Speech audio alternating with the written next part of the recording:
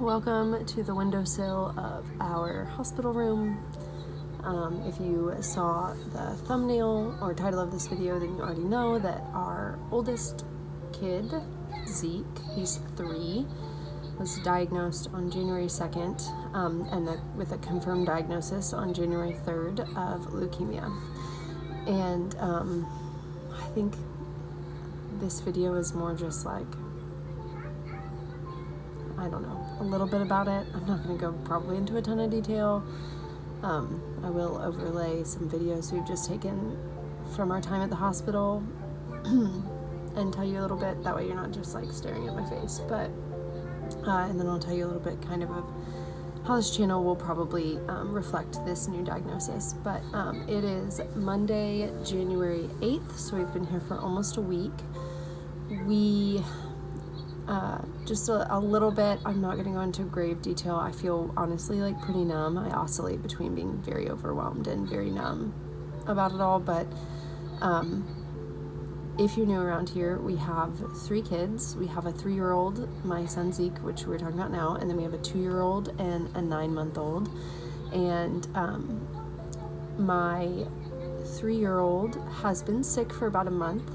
And I first took him to the doctor on December 11th, and we just thought, and the doctors agreed that he had a virus that he was like at the end of, some type of respiratory virus that he was at the end of, that was just making him look a little like yellow and puny and feel really bad.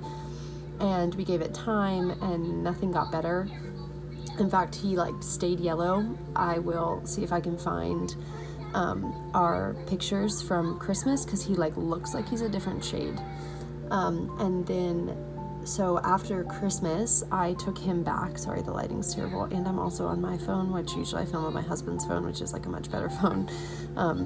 But I took him back to the hospital, I took him back to the doctor after Christmas, and we did a metabolism test to see if his bilirubin was okay, and it was. And,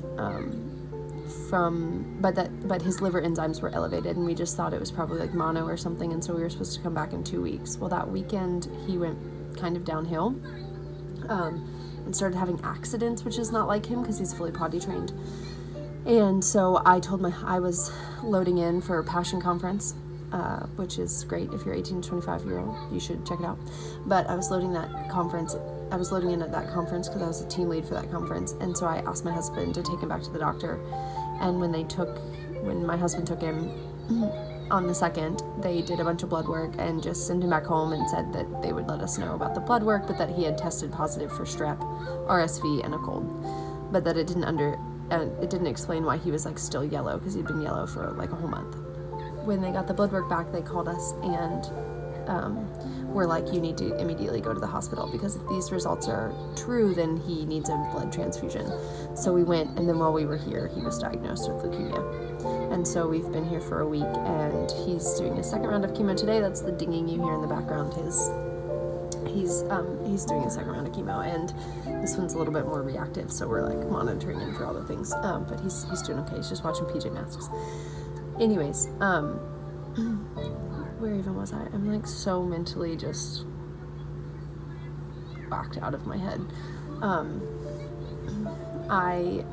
We have a very long road ahead of us. We are very lucky in the sense that it's called ALL leukemia. It's the most common type, and that's about all we know right now. We do know that he has no leukemia in his central nervous system, which is a huge sign, which is great. So that means we can drop some of his, some of the chemos can be dropped, but, and it hasn't spread, which is great. So, but we have a very long road. Leukemia treatment, for those of you who don't know, is like 6 to 8 months. It's really intense, and then it's like 2 years of maintenance. And so for those 6 to 8 months, it's broken down into different blocks. I have a sheet right here. I don't know if you'll be able to see it, of all the different blocks. So we're on this block, and all of these are the intense, like 6 to 8 months of weekly chemo, and then this one right here is maintenance for 2 years, provided, nothing goes wrong. So we're right here, and I really only know, like, about this 5-week period. The hospital is like great and gives you like tons of resources. Like this is a list of all the chemos he'll get and the timeline over the 5 weeks. This is like another overview, and then each of these chemos comes with like a piece of paper that tells you like everything. And then this is the pathway. The highlighted portion is the pathway that we're hopefully on.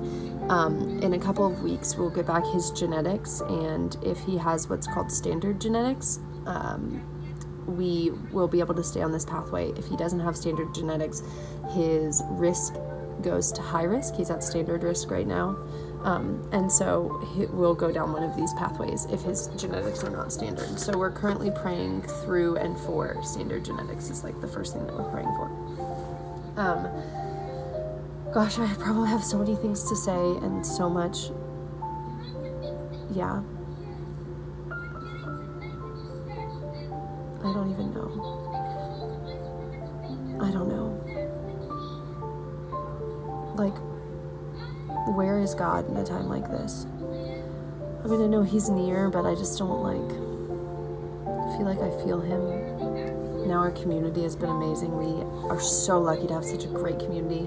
One of my best friends is actually a hematologist here at this children's hospital, and therefore she works. It's like most pediatrics hospitals do hematology and oncology together, so she works with all of the people treating my son and is able to come by. And then, one of our other best friends has set up all kinds of like support systems and stuff like that, which if you're interested, I'll leave it down below. Obviously no pressure, but it's just there if you want to follow along with our story in a way that's not YouTube. And our family and our friends and our community and our pastors, like everyone's been so great, but I just feel so like walled up, numb, crazy, chaotic. We have 2 little kids at home. So I think that's probably all the personal that I'm going to share right now. There's going to be more to come, I'm sure. A little bit about how this channel is going to change. It's just not. We refuse to live leukemia's life. We're going to put leukemia into our lives. And so I'm still going to be showing you how we meal prep and food prep and how do we do it when we don't know if we'll be back at the hospital. We're hopeful that we'll get out of the hospital in the next couple of days and then be able to do most stuff outpatient. Obviously with leukemia, infection is a huge deal, and so if he spikes a fever, if he needs blood or whatever, we'll have to come back inpatient, which means we'll have to be admitted back into the hospital. But the majority of the time we will be in an outpatient, which means outside of the hospital facility doing chemo, and then we'll be able to take him home. We will be pulling him totally from daycare. We have pulled him from daycare. The girls are still cleared to go to daycare, so Bryson and I are going to have to figure out this weird balance of partial working from home, partial working in the office. Neither of us can afford not to work, so especially now with this diagnosis and however much it's going to cost financially, we're just trying not even to think about that. So we're on this channel. I'm going to continue to just do what I've been doing, which is grocery hauls and meal preps and vlogs and, budget stuff and just show you everything. And then we're just going to integrate leukemia into that. And so, what does it look like to have food in the freezer when you don't know if any night could be a night at the hospital? You know what I mean? And, so not much is going to change, but just wanted to fill you in on what was going on because, leukemia has now reared its head and will be part of our life for the next 3 years. So if you're going through it, I'm with you. If this video is months and months old, I hope that you can watch this and know that if you feel so angry and so sad and so overwhelmed, and if you believe in God and you're so pissed off, you are not alone. I feel all of those feelings, and I'm sure when things normal out and I have more time to process what's going on and we're not trading back and forth, my husband and I aren't trading back and forth with who's at the hospital and who's at home, I'll have more time to talk about it. But we just invite you to be with us on this journey and be part of it. So thanks for your views. That's all for now. I have a grocery haul coming out. I went to Costco yesterday. It was the first time I've been out of the hospital. I've walked out of the hospital. I have been out of the hospital twice, walked out of the hospital twice, but yesterday was my first day at home with the girls, so I went to Costco and did a Costco haul because it just made me feel normal. So that video will be coming out soon. Anyways, thank you for being here, and we'll talk to you soon.